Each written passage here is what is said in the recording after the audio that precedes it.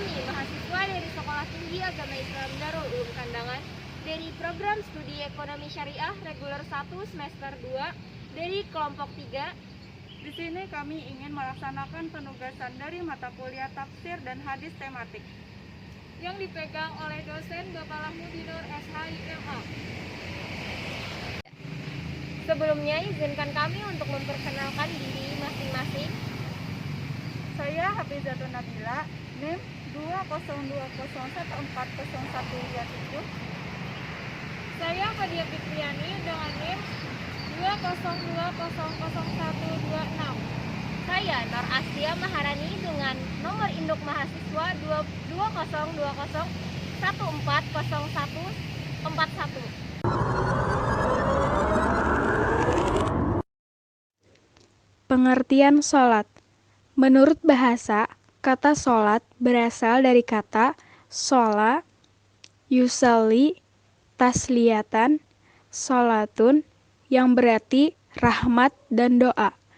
Makna kata sholat dalam syariat adalah peribadatan kepada Allah Subhanahu wa Ta'ala dengan ucapan dan perbuatan yang telah diketahui, diawali dengan takbir dan diakhiri dengan salam, disertai dengan syarat-syarat khusus dan dengan niat.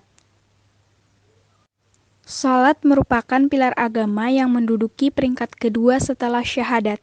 Salat merupakan pondasi terbaik bagi setiap amal kebaikan di dunia, serta rahmat dan kemudian bagi kehidupan mendatang. Salat adalah salah satu ibadah yang pertama kali diwajibkan oleh Allah. Dalam struktur bangunan ajaran Islam, salat disebut sebagai tiang agama. Sabda Rasulullah, salat adalah tiang agama, maka barang siapa yang menegakkannya berarti menegakkan agama, dan barang siapa yang meninggalkannya berarti meruntuhkan agama. Hadis riwayat Baihaqi dan Umar. Manfaat-manfaat salat.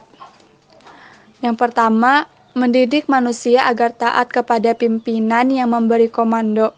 Karena setelah mendengar azan dikumandangkan, kita disunahkan bersegera menuju masjid untuk menunaikan salat berjamaah. Yang kedua, mendidik manusia agar memiliki kedisiplinan yang tinggi dalam melaksanakan tugas yang dipikulkan kepadanya, karena sholat telah diaturkan waktunya secara jelas.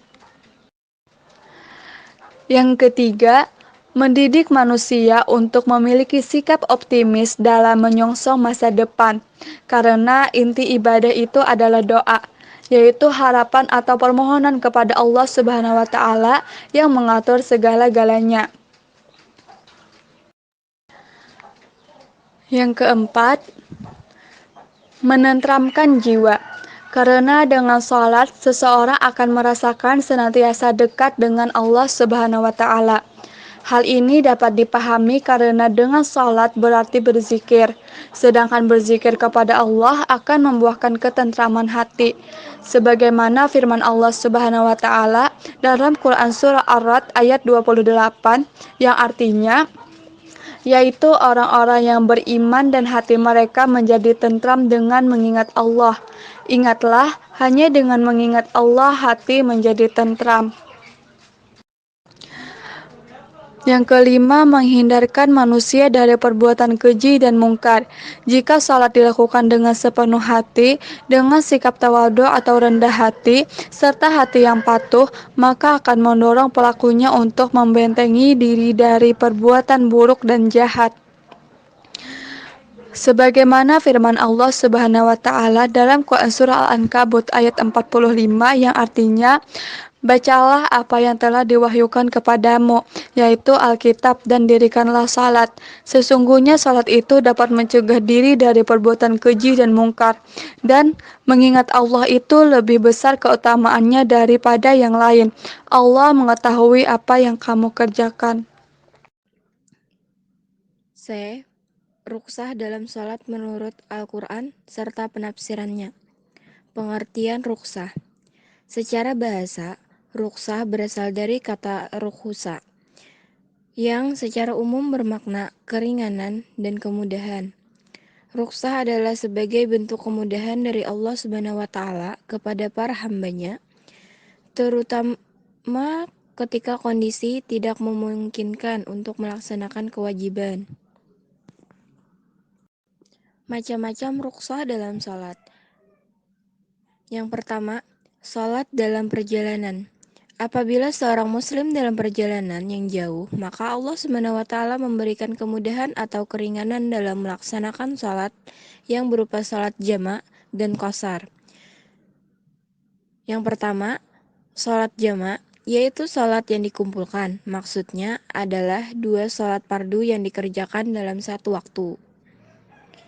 Yang kedua, sholat qashar adalah sholat yang dibilang rakaatnya diringkas, yaitu sholat fardu yang 4 rakaat dijadikan 2 rakaat saja.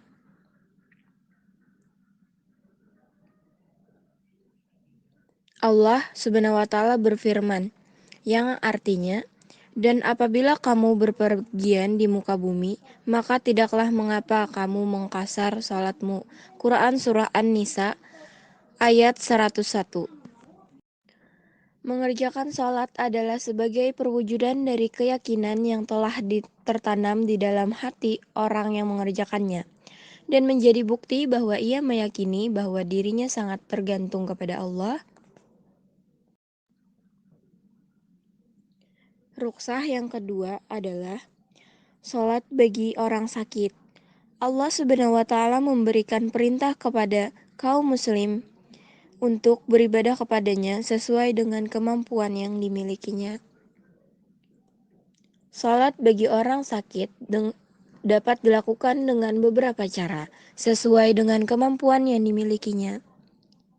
Bacaan salatnya sama, hanya berbeda pada posisi dan beberapa gerakan saja. Beberapa cara salat yang dilakukan bagi orang sakit sebagai berikut: salat dengan cara duduk, salat dengan cara berbaring, dan salat dengan cara terlentang. Tafsir ayat Al-Quran yang berkaitan dengan salat dan rukhsah dalam salat. Yang pertama, Quran Surah Al-Ankabut ayat 45, yang artinya, bacalah apa yang telah diwahyukan kepadamu, yaitu Alkitab, dan dirikanlah salat. Sesungguhnya salat itu dapat mencegah diri dari perbuatan keji dan mungkar. Dan ketahuilah, mengingat Allah, itu lebih besar keutamaannya daripada ibadah lain. Allah mengetahui apa yang kamu kerjakan.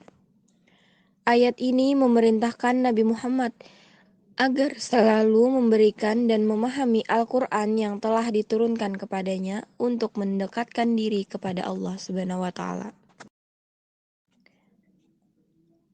Surah yang kedua yaitu Quran Surah An-Nisa ayat 101, yang artinya, dan apabila kamu bepergian di muka bumi, maka tidaklah mengapa kamu mengqashar salatmu.